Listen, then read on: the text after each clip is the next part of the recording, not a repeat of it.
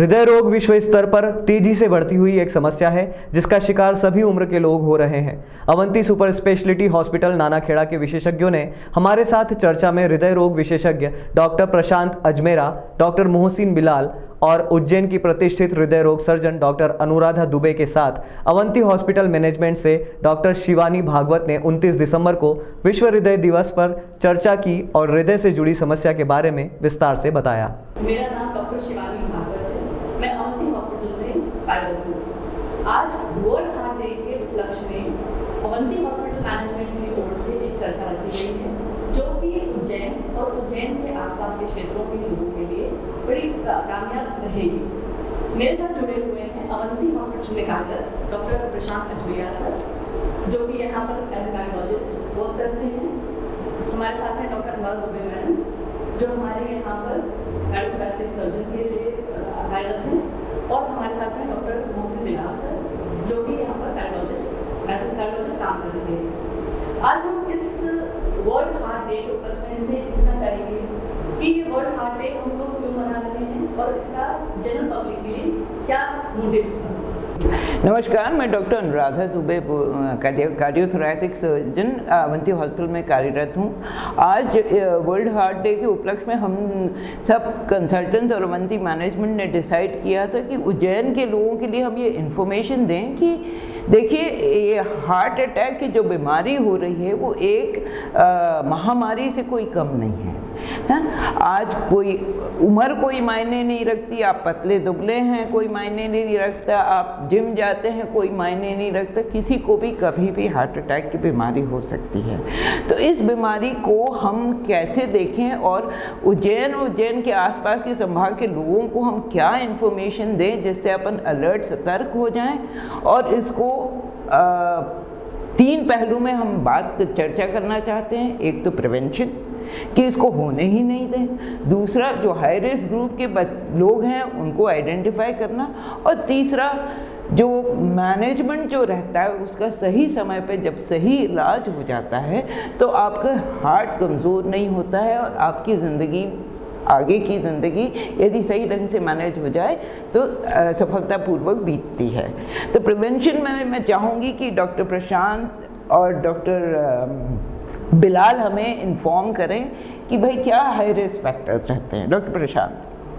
Routine में जैसे कि गलत हैबिट्स लाइक सिगरेट पीना, तंबाकू का आदत होना, या फिर शुगर जिन पेशेंट डायबिटिक पेशेंट्स हैं जो अनकंट्रोल्ड शुगर है, या फिर जिनका सेडेंटरी लाइफस्टाइल मतलब जिनके जीवन में ज़्यादा चलने फिरने का काम नहीं रहता, उन पेशेंट या फिर खान पान जिसमें तेल घी चिकनाई की चीज़ें ज़्यादा जो लोग खाते हैं, उन लोगों में कार्डियक दिल की तकलीफ होने की ज़्यादा प्रोबेबिलिटी होती है। डॉक्टर बिलाल, आपकी क्या राय है कि आपने अपनी प्रैक्टिस में अभी तक देखा है कि किसी भी उम्र के लोग आ रहे हैं, कोई एज कोई फैक्टर नहीं है, अपन कोई भी पेशेंट छाती का दर्द लेके आता है चाहे वो 20 साल का है, सबसे पहले अपन ECG क्या जरूर करते हैं। तो आपकी क्या राय है इस बात, ये जो महामारी जो बीमारी जो हो रही है हार्ट अटैक की, इसमें आपका क्या ओपिनियन है? देखिए, इसमें मेरी ये राय है कि किसी भी तरह के चेस्ट या छाती के दर्द को हल्के में नहीं लिया जाए। एक ECG एक बेसिक इन्वेस्टिगेशन है जिसमें कोई ज़्यादा महंगी नहीं होती, और चूँकि अब जैसे मैडम ने बताया कि आजकल ये बीमारी में तो एज देख रही है कि बच्चों जवान से लेके बूढ़ों सबको हो रही है, और जिनको शुगर है उनको तो पहले से होती थी, आजकल जिनको नहीं है उनको भी हो रही है। तो और इसमें सबसे जैसे डॉक्टर प्रशांत ने बताया कि इतने सारे रिस्क फैक्टर्स हैं कि ये आपको हार्ट डिसीज के लिए प्रोन कर देते हैं। इसके अलावा एक चीज़ और होती है कि जेनेटिक फैक्टर्स, जिसको आप ना डॉक्टर बदल सकता है ना पेशेंट को बदल सकता है, जो उसका जो जेनेटिक मेकअप है। तो हम नहीं जानते कि कौन हाई रिस्क है, इस फैक्टर पता लगाना मुश्किल है। इसीलिए चाहे किसी को भी छाती में दर्द हो, एक ECG करवाने में पीछे नहीं हटना चाहिए, और अगर ECG में अगर देखने के बाद आपका डॉक्टर आपको कुछ हार्ट संबंधित कुछ फर्दर इन्वेस्टिगेट करने के लिए कहता है तो प्लीज़ उसको डिले ना किया जाए सेकंड ओपिनियन के लिए, बल्कि जो इमीडिएट नेक्स्ट इन्वेस्टिगेशन है, चाहे ट्रोपोनिन हो चाहे इको हो, वो या आपको 12 घंटे के लिए सीरियल ECG के लिए अस्पताल में रोका जा रहा है, तो इसमें देर नहीं करनी चाहिए। और आपके जो डॉक्टर है जो आपका भला ही चाहता है, तो उसकी बात माननी चाहिए। डॉक्टर प्रशांत, आपको क्या लगता है कि ये जो हार्ट अटैक में हमेशा छाती में दर्द होना ज़रूरी है? मैम एक्चुअली जो डायबिटिक पेशेंट्स या ओल्ड एज या जिनको फिर से अटैक आता है उनमें बहुत बार छाती में दर्द की तकलीफ से नहीं आते, वो घबराहट, पसीना या सांस की तकलीफ से आते हैं। ये इनको हम अपनी लैंग्वेज में एंजाइना इक्विवेलेंट कहते हैं। जो पेशेंट्स आते हैं, तो अपने को अगर कोई भी एक हाई रिस्क पेशेंट्स है, डायबिटिक या फिर ओल्ड पहले कभी अटैक आया हुआ, इन पेशेंट्स में अगर सिर्फ दर्द ही अकेला एक चीज़ नहीं होता, बट दर्द से अलावा पसीना आना या ठंडा पसीना आना जिसको अपन बोलते हैं, या फिर अपने को सांस की तकलीफ होना, या फिर घबराहट होना, या दिल की धड़कन भी कभी महसूस होना, तो ये सारी लक्षणों को अपने को इग्नोर नहीं करते हुए फर्दर इन्वेस्टिगेशन करवानी चाहिए। और डॉक्टर बिलाल, एसिडिटी और गैस की भी कई तकलीफें, कई बार लोग कहते हैं एसिडिटी और गैस भी होता है, आपकी क्या राय है? एक एटिपिकल चेस्ट पेन जो टिपिकल कार्डिक नहीं होता है, लेकिन मेरे राय में इसको भी हल्के में नहीं लेना चाहिए, क्योंकि कई बार जो असल हार्ट अटैक का दर्द था वो बिल्कुल एसिडिटी से मैच खाता है। और इस चीज़ में खासकर उज्जैन के आसपास के कई मरीजों को हमने देखा है कि उनको अटैक आया हुआ होता है, लेकिन वो उसको या जो आसपास के लोकल डॉक्टर्स हैं उसको गैस का दवाई देके 1-2 दिन गुजार देते हैं। अब इसमें होता ये है कि जो अटैक के ट्रीटमेंट जो सबसे इम्पोर्टेंट टाइम है गोल्डन पीरियड मिस हो जाता है, तो हमारा जो एक इलाज करने की जो बेटर अपॉर्चुनिटी हम खो देते हैं घर पे रहते हुए गैस की दवाई खाते रहते।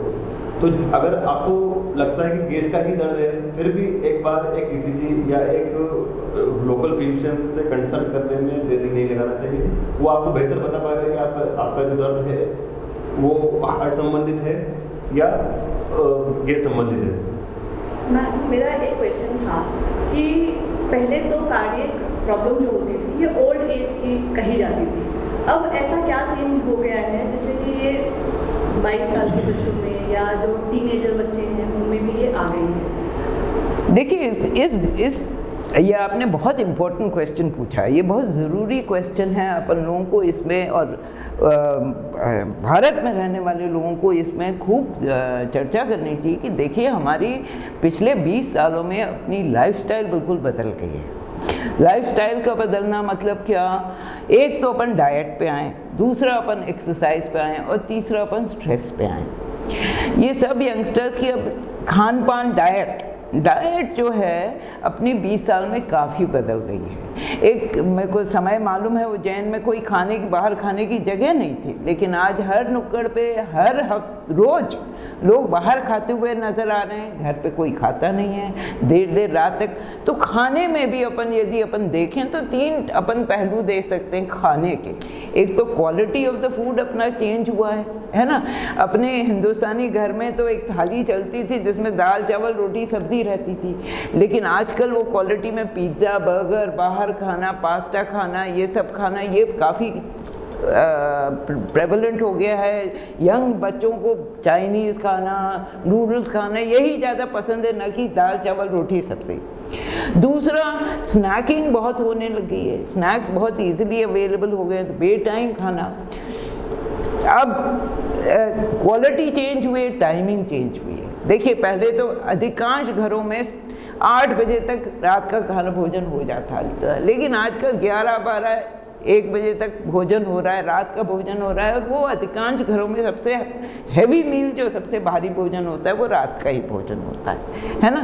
तो ये टाइमिंग भी बदल गई है। और जैसे मैंने कहा, क्वांटिटी तो लोग बहुत खाने लग गए। पहले 2, और जो परिवार सक्षम था वहाँ 3 टाइम खाना खाते थे, लेकिन आजकल बीच में जो स्नैकिंग आ गई है तो वो भी बहुत प्रॉब्लम क्रिएट कर रही है। तो ये 3 पहलू हो गए कि अपनी क्वालिटी चेंज हुई है, क्वांटिटी चेंज हुई है, और टाइमिंग अपनी बिल्कुल बदल गई है। फिर दूसरा एक इम्पॉर्टेंट पॉइंट है कि आजकल अपन बिल्कुल सेडेंटरी लाइफस्टाइल पे आ गए।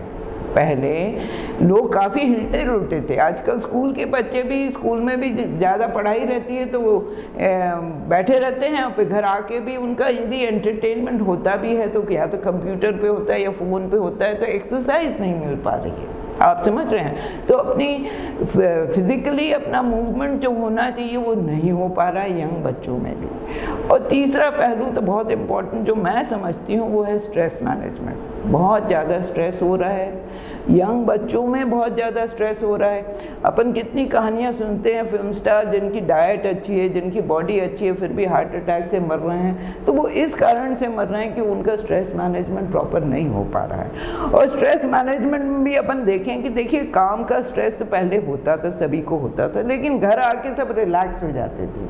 आजकल अपना क्वालिटी ऑफ एंटरटेनमेंट भी बिल्कुल चेंज हो गया है। अब वेब सीरीज देखते हैं, दो रात के समय तक पूरी वेब सीरीज देखी जा रही है, उठने का कोई टाइमिंग नहीं है। आप समझ रहे हैं, जो रिलैक्सेशन की एक्टिविटी आपको रिलैक्स करनी चाहिए वो उल्टा आपको और टेंशन दे रही है और आपको समझ में नहीं आ रहा है। आपको लगता है कि आप रिलैक्स हो रहे हैं, पर एक्चुअली में वो स्ट्रेस क्रिएट हो रही है। तो ये 3 पहलू में अपनी लाइफस्टाइल भारत में काफ़ी बदल गई और इसका डायरेक्ट इम्पैक्ट अपने हेल्थ पे हो रहा है। डॉक्टर प्रशांत, मेरा एक सवाल था आपसे कि आजकल जो प्रिवेंटिव हेल्थ चेकअप पैकेजेस जो आजकल मार्केट में हमें बहुत जगह पर दिखते हैं, वो रियली हमारे लिए इम्पोर्टेंट होते हैं? क्या हमें उनको फॉलो करना चाहिए 6 मंथली और क्वार्टरली? आपका क्या सजेशन है इसके लिए? एटलीस्ट एनुअल हेल्थ चेकअप तो एटलीस्ट 50 ईयर्स ऑफ एज के बाद में तो हम सबको ही कराना चाहिए, क्योंकि चीज़ें कभी बोल के नहीं आती। कहने का मतलब है कि अपन एक रूटीन फॉलोअप में अपना शुगर, कोलेस्ट्रॉल, ये सारे पैरामीटर्स अगर अपने नॉर्मल लेवल्स पे हैं, सो एटलीस्ट हमारे पास हम उन चीज़ों में अगर कोई भी डिरेंजमेंट है तो उसको हम एटलीस्ट उस समय काउंटरैक्ट कर सकते हैं। तो annual followup at least 50 years of age के बाद में होना चाहिए। तो जो यंगस्टर्स हैं उनके लिए भी कोई सजेशन है क्या डॉक्टर फिलहाल? जी बिल्कुल, जैसे हमारे हेल्थ चेकअप में खासकर लिपिड प्रोफाइल है, एक ECG, एक ईको है, एक बेस लाइन सबके पास एक हो जाना चाहिए। आपको मतलब यंगस्टर्स में भी हो जाना चाहिए प्रिवेंट। और एक और मार्कर है HSCRP, वो भी काफ़ी अच्छा प्रेडिक्टर है फ्यूचर कार्डियक इवेंट्स के लिए, कि भविष्य में इनको हार्ट डिसीज होने का कितना चांसेस है कि उससे अंदाज़ा लगाया जा सकता है। तो वो भी उसको भी खासकर ये ज़्यादा जरूरी उन लोगों के लिए हो जाता है जिनका जेनेटिकली, जिनके घर में कम उम्र में अटैक आए हुए हैं, किसी को फर्स्ट डिग्री रिलेटिव्स में, या फिर जो अल्कोहल लेते हैं, स्मोक करते हैं, या फिर और किस तरह के खराब लाइफस्टाइल है या ड्रग्स लेते हैं, उन लोगों को ये करा ही लेना चाहिए और रेगुलर फॉलोअप में रहना चाहिए। ऐसा नहीं कि इसे कराने से वो जो खराब दिनचर्या वो करते रहें, उसको भी सुधारें, लेकिन एक हार्ट में इवेंट को बचा लेना एक बहुत बड़ी सक्सेस हो जाती है। क्या आपकी डिसीज आपके आर्टरी में भली रुकावट आ रही है, लेकिन अगर अटैक नहीं आया तो फिर भी आप किसी हद तक बेहतर है। मैडम, अगर घर पर अटैक आ जाए तो मरीज को क्या करना चाहिए? देखिए, सबसे पहले तो ये अटैक है ये आइडेंटिफाई करना बहुत ज़रूरी है। तो भले ही आप घर पे हों, यदि आपको कुछ भी गड़बड़ हो रहा है, गड़बड़ मतलब क्या, जैसे डॉक्टर प्रशांत ने बताया, आपको छाती में दर्द हो सकता है, या पसीना आ सकता है, या घबराहट हो सकती है, या ठंडा पसीना आ सकता है, और जैसे डॉक्टर बिलाल ने बताया आपको एसिडिटी हो सकती है, गैस हो सकती है, इसका आप घर पे इलाज न करवाएं। कृपया जल्द से जल्द एक हॉस्पिटल में पहुँचें जहाँ पे कम से कम एक ECG की सुविधा हो, जिससे हम पकड़ सकते हैं कि ये हार्ट अटैक है। और इसका यदि हम सही समय पर सही इलाज कर लेंगे तो जो हार्ट अटैक के जो कॉम्प्लिकेशंस होते हैं उसको हम रोकने में सक्षम रहेंगे। तो मैं धन्यवाद देना चाहूँगी डॉक्टर प्रशांत, डॉक्टर अनुराधा और डॉक्टर बिलाल का, जिन्होंने अपना कीमती समय हमें दिया और लोगों को बताया कि हृदय रोग कितना इम्पोर्टेंट है आजकल जानना, और उसका इलाज भी हमारे यहाँ पर अवंती हॉस्पिटल में अवेलेबल है। धन्यवाद।